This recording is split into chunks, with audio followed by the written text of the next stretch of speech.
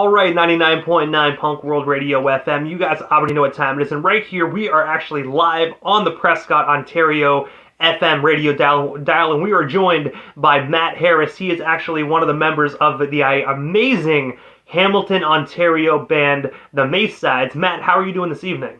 Awesome, dude. Awesome. Yeah. No, it's good, man. Thanks for having me on, man. It's gonna be really fun. Hey, man, you are most certainly welcome. I know we actually spoke for a few minutes there before we went live, and I just gotta tell you again, man. Huge fan of the Maysides. Saw you guys on CHCH, and obviously we'll be talking about you guys' many performances on that television station coming up throughout the interview. But I just gotta say, man, super stoked for this interview, and thank you so much for a little bit of your time, Matt. Yeah, no problem, dude. But I gotta take you back to the beginning of this amazing band, and I have to ask, like, how did yourself and the rest of the members first meet? Like, what is the story behind the Maysides? Yeah, I mean, I was in a band called All for Nothing for many years out of high school. Love the guys, good buddies, good friends, and we played for a lot of years. But we were pretty tired, myself included. But I think at that point in time, it was I still wanted to push.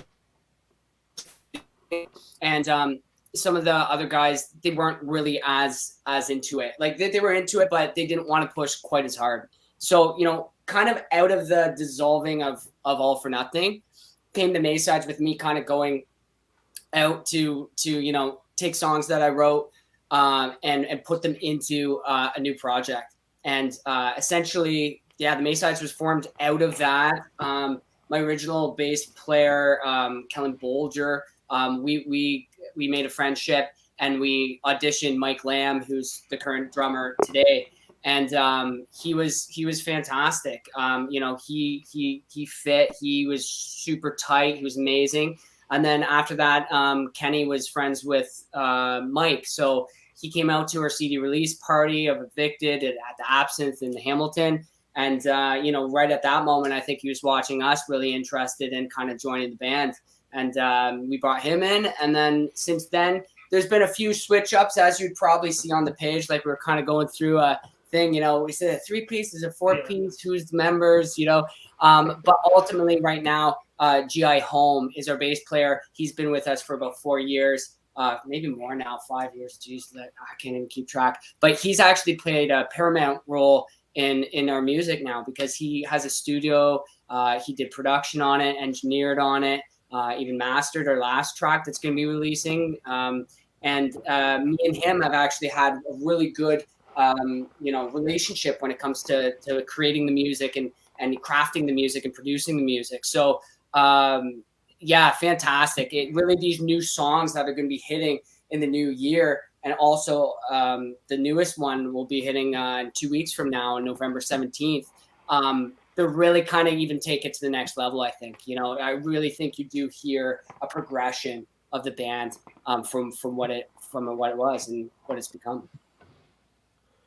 And going back to from what it actually was, October 8th of 2023, you guys actually released the amazing 6-track EP titled Evicted. Looking back 10 years ago, I was wondering if you can actually just tell us a bit more about this earlier released album. And of course, is it actually still out there today? Because I still can't believe that album is actually 10 years old. Man. Yeah. It's just, I know. insane. Just wild. Yeah, it's wild to me too.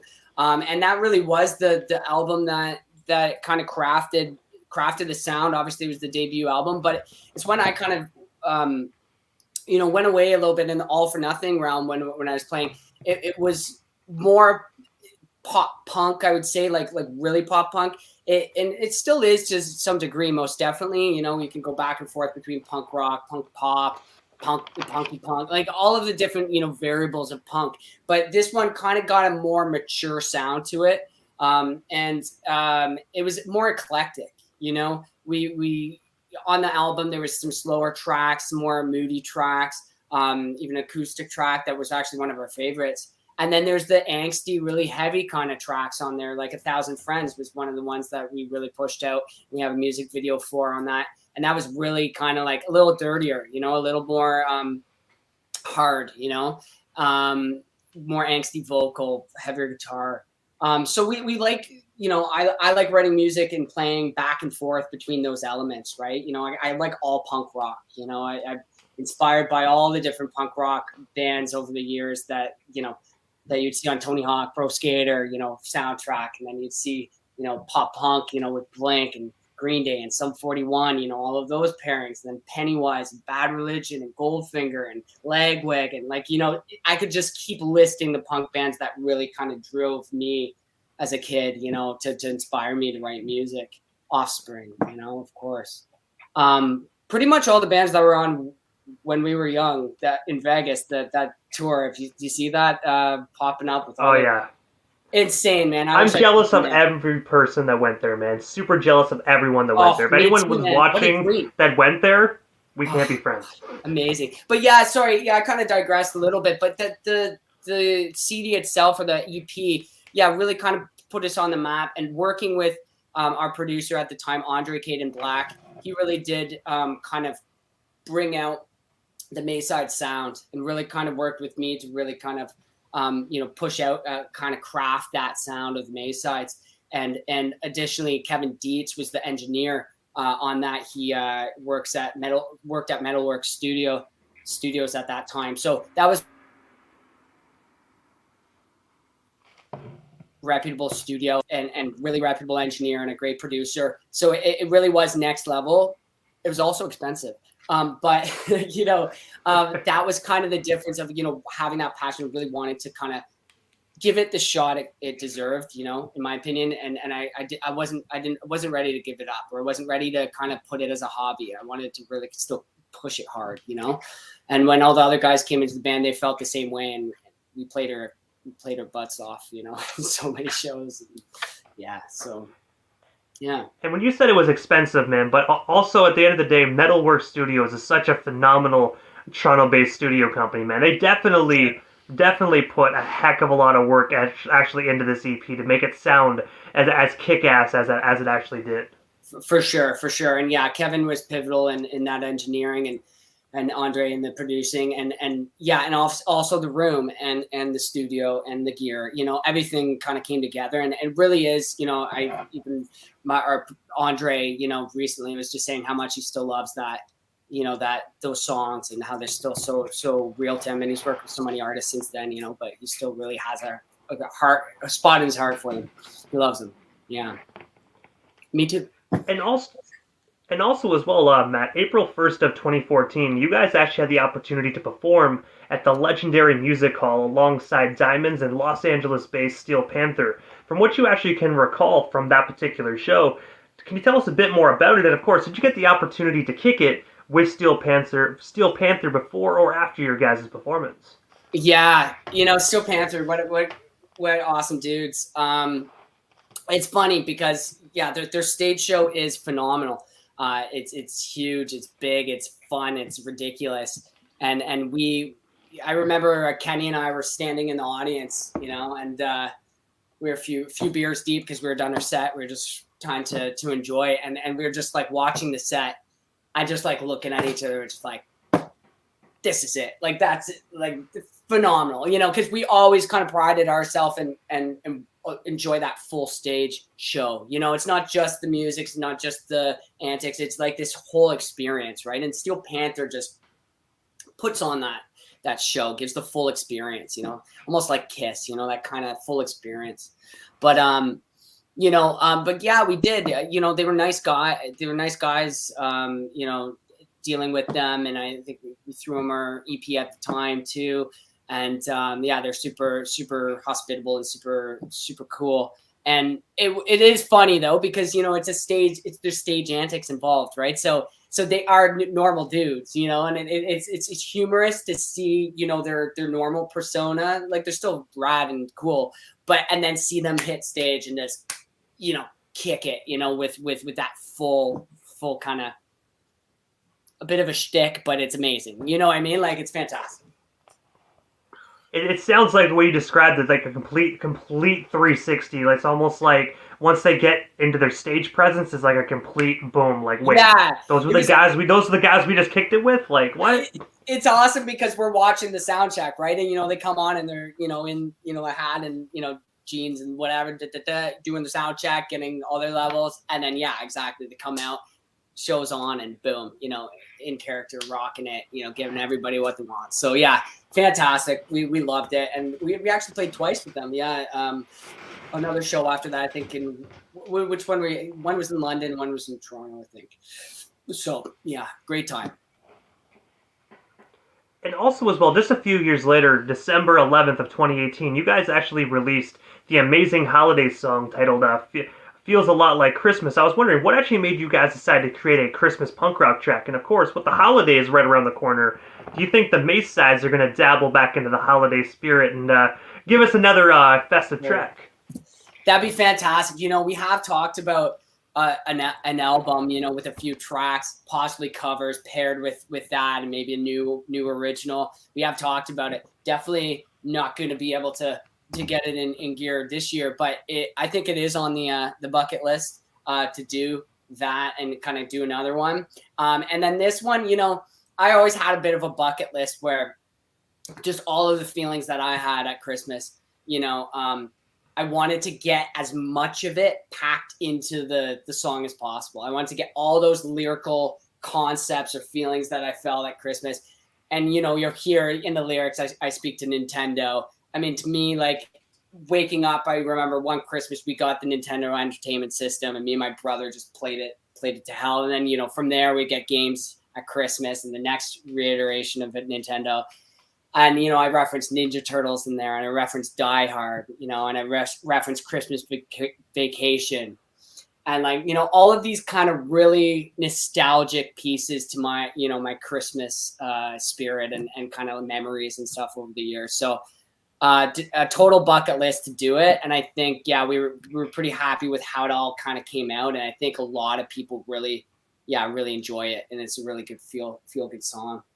I think Mike even said one time that one of his some of his family were like, they're not always like so into like some of her other songs, but the Christmas song they love that Christmas song. So I'll take it. I'll take the compliment. Sure, why not?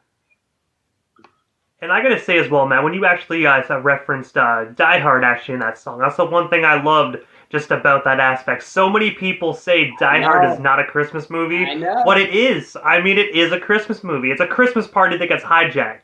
Just so happens a lot of people get killed. Yep. It is what it is. But there's Christmas. It is most definitely a Christmas movie. It's one of the it's a traditional Christmas film that we have to watch now. Actually, even me and my wife will watch that with like a fruit platter. It's like we haven't in the last little bit because we're so busy, but we have to put it on. You got it. Like if you don't watch it, at least Die Hard 1. Like you could dabble in other ones if you get really hardcore, but number one, classic. You got it. I always say Die Hard 2 is kind of a Christmas movie as well because it centers around Christmas but in an airport. So I mean, it's kind of the same. But I always watch Die Hard 2 while I set up the Christmas tree, and then New Year's Eve I watch Die Hard 1. Oh, I like that. I might steal it. Yeah. I might steal that tradition. I like that a lot. Because you're kind of distracted when you're setting up the Christmas tree, right? But then, your full attention is on Die Hard 1. Yeah. And especially with Die Hard 2, it takes a little bit for like the killing to start, for the airport to get taken over. So that during that time, you're setting up the Christmas tree, and by the time you're done the tree, the killing has begun. So It's kind of a bloody festivity. You got an eggnog in hand by then. You're ready to rock. Yeah, totally. I love it. Before we move off the topic, actually, of just feels a lot like Christmas, you guys also had the opportunity to perform that song on CHCH TV. I was wondering if you can actually just tell us a bit more about that performance on live national television. Of course, what was it like just being able to do that? Because not only are you showcasing yourselves on local television in your area, but that channel is also broadcasted all across Canada. Mm-hmm. Yeah, you know what? CHCH has been fantastic to us over the years. We like you said, we have been on multiple times. hopefully another time, probably, maybe for the new single too. And they're very supportive of independent music, very supportive of us too. When we first went on, they really loved everything, and they were happy to kind of bring us back again.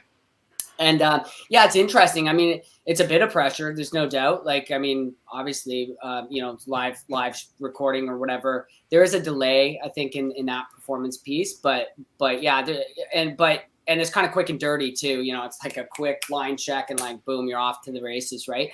But I think all the times that we were on, we were happy with it. And the first time we went on, actually, we played Loved and Lost. I think was the first time we went on and did that. And it was funny though, because they're like, I don't think they were used to, I think since then they had more louder bands, but they're like, you're like the biggest setup we've had. Like we had like all our like 12 cabs and like, the full drum kit and stuff. Cause we kind of insisted that we wanted to like be what the Maysides are, and then give it a full experience. And they're like, whoa, like this is I think you made a record, by your setup in our small studio. So that was kind of fun. And I think Mike kind of had to take it a bit easy on the drums because it was like, going to shake the place down. But we rocked out. We liked it. We had fun. And also as well, July 29th of 2022, you guys actually released your most recent single titled Material. I was wondering if you can actually just tell us a bit more about this most recently released single. And of course, what is the inspiration behind it, man? Because I have to say, I absolutely love the lyrics and just your guys' approach to this particular song. Yeah. Another heavier track, right? And definitely more, speaking to the state of the world or the state of society in a sense, or at least how I perceive some of the materialistic elements and kind of I find it sometimes in the culture that, it's encouraged to be very materialistic or very vain or very, especially social media probably push some of that too. And we speak to that in both the music video and the lyrical content. And I think, I wouldn't mention who it was, but there was, someone who I knew. It may or may not have been somebody I worked for at the time, but that, I kind of thought to myself, I did that line, take a look in the mirror, who's that staring back at you? I just thought to myself, does this person know how like shitty they are? Do they know how like almost evil they are and how they like conduct themselves and what effect they have on people when they do what they do and they have no regard for whatever. And yeah, that's kind of how it formed. And then I kind of steered it into that materialistic, all for yourself, selfish kind of society and selfish, it just matters how it looks rather than how it is, And then from there, the music video, we worked with G3 in St. Catharines there. And we really kind of crafted a concept that we can try to convey it in the video. And we got the actor and actress that were in it just perfectly like did exactly what we needed to. And it's kind of the twist at the end is they look like they've got all this money. They look like they're, posh and all this stuff, but actually at the end, the car is getting repoed, and he's got nothing, right? Like it's all on the surface level. So really he didn't have anything. And then she wants nothing to do with him afterwards, right? Because that's all she wanted. She just wanted the materialistic, life, not the actual guy. So it was a very shallow relationship, right? So that was that's kind of a little window into that song. And I know we're kind of backtracking here, but we got a fan question. One of my good friends, Ryan McIntyre, said, ask Matt if he remembers playing on All You Can Drink concert in Collingwood back when they were called All for Nothing. I've been a huge fan ever since. Oh, dude. Awesome. Yeah. Collingwood. Yeah. So, I do. I remember playing Collingwood, and yeah, maybe we were like, that would have been, we did an All You Can Drink tour later. That was definitely Maysides when we did that, but that was more out east. And but the Collingwood piece, if we were, I was still playing an All for Nothing, then yeah, Collingwood, I think it was a pretty good time out there. Yeah, because I don't think the Maysides. Yeah, would have been All for Nothing probably. So that's awesome. Yeah, thanks, man. That's so sick. And when you say it's all you can drink, so I mean, let me get this straight. You guys just get absolutely liquored right up and get on stage, right? I'm pretty sure that's what it is, but I just have to ask, man, because that sounds totally rad. Yeah, well, it's funny because you got to be somewhat confident. I mean, maybe not. I don't know. I guess some bands would argue with me on that, but definitely after the show, we have been known to party quite hard, and we are definitely when we do the drinking song, we have a joke where we tell the audience that the next song there's a game, and what you have to do is you have to drink every single time we say drink in the song. Sounds pretty easy, right? I'm like, yeah, cool, and if you know the track, it's like every other second. Like that's the chorus, like drink all you can drink, all you can drink, all you can drink. So you'll see some guys in the crowd trying to actually keep up. We're like, yeah, keep it up. And then generally on that track, and at the Steel Panther show, we definitely did it. Is we sometimes we bring a keg, and it's like a Maysides branded keg, and I get up and I'll do a keg stand, or I'll get somebody else to do a keg stand on the bridge, or we're just chugging beer back. So yeah, definitely we party and we incorporate it into the set. Yeah. So when you say there's individuals in the crowd that actually try to keep up, have you ever actually noticed someone actually being able to actually withstand that song? I think there was one time, and I can't even for the life of me remember who or if we knew him or not. But I remember us praising someone from the stage, because usually people will start and they're like, yeah, go fuck yourself, they're done with it, right? But this guy just kept on doing it every chorus, and I think we're like, yeah, you did it, man. We should have given him an award or something, man. Yeah. Yeah, I don't know. Just hearing that honestly, makes my liver hurt a little bit. But looks like someone's mom did not raise a quitter on that account. Yeah, we can definitely drink. Yeah. But also as well, jumping back to actually this year, I read on your guys' website that you actually have a new album coming out in 2024. Obviously, that's the only thing that's currently out. You guys probably can't release too much information, but from what you are allowed to speak about right now, can you tell us what can we actually expect from this up and coming album? And of course, what is the estimated release date? Yeah. Approximately 11 tracks.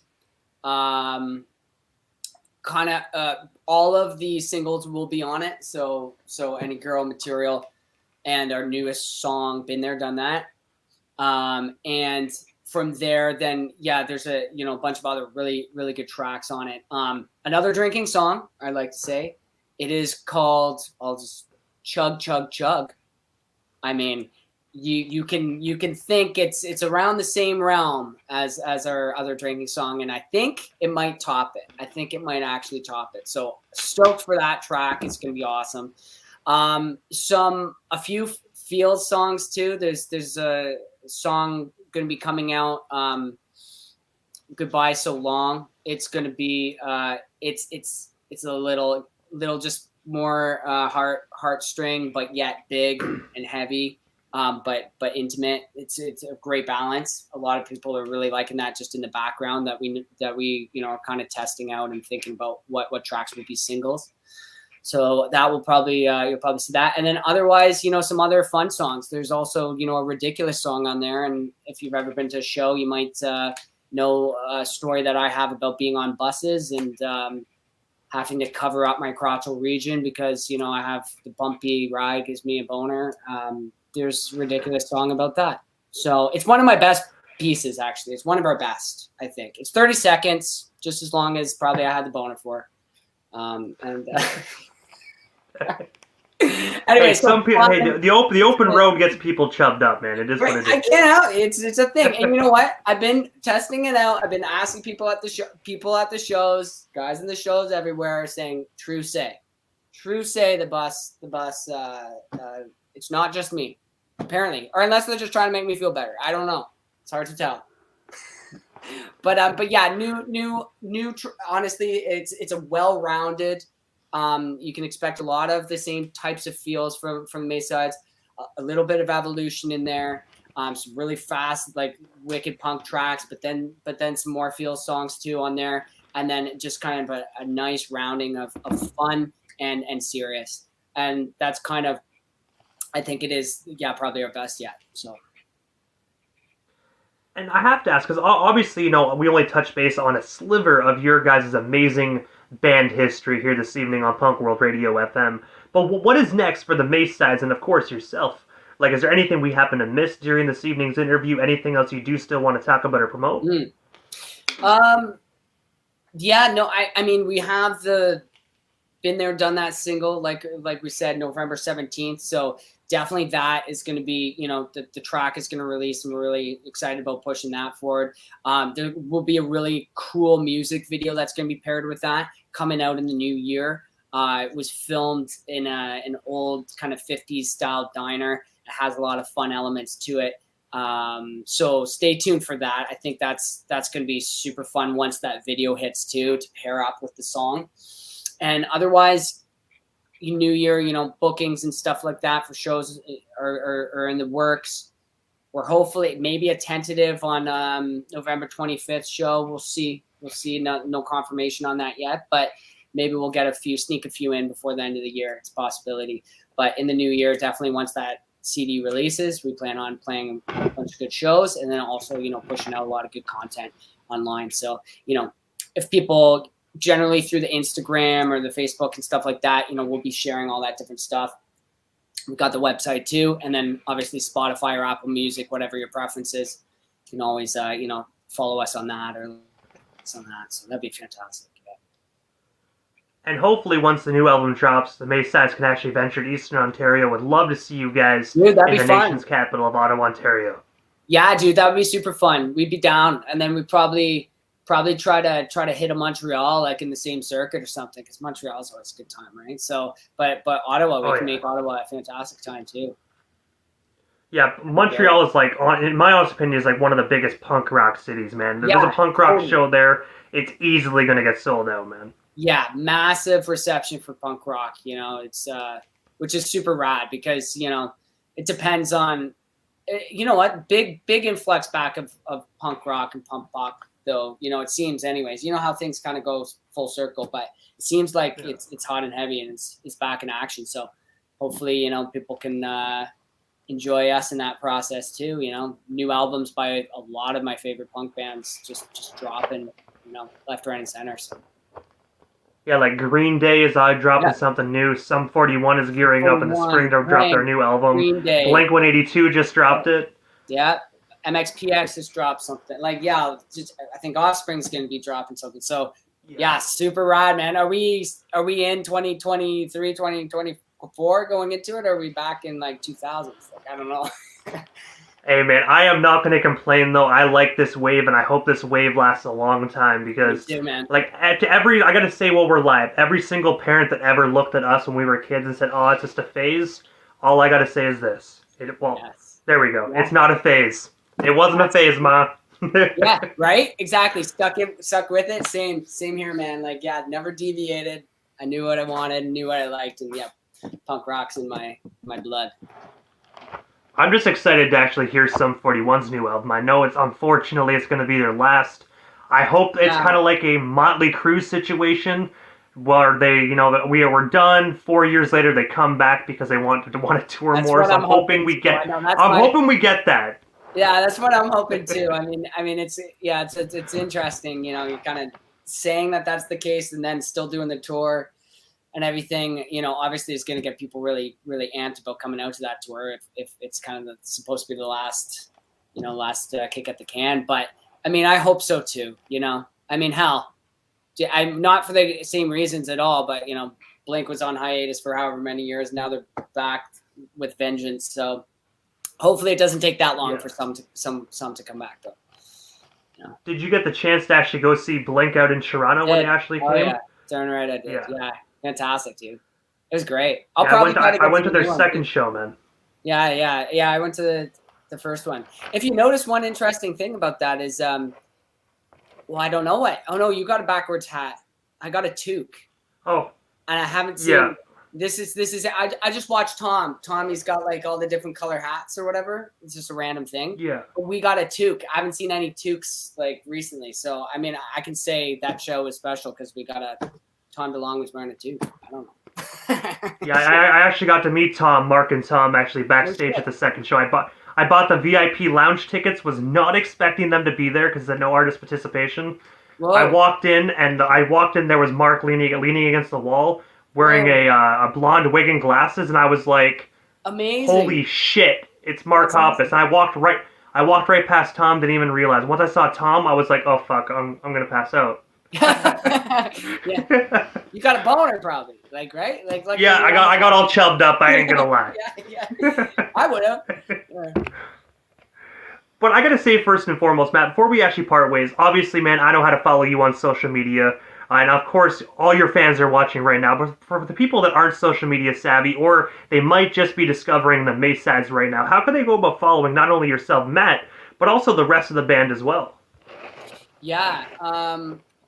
So you mean not social media savvy? I mean, I'm trying to think. Yeah, that's a great question. But I mean, generally off of our Instagram's probably our most active area.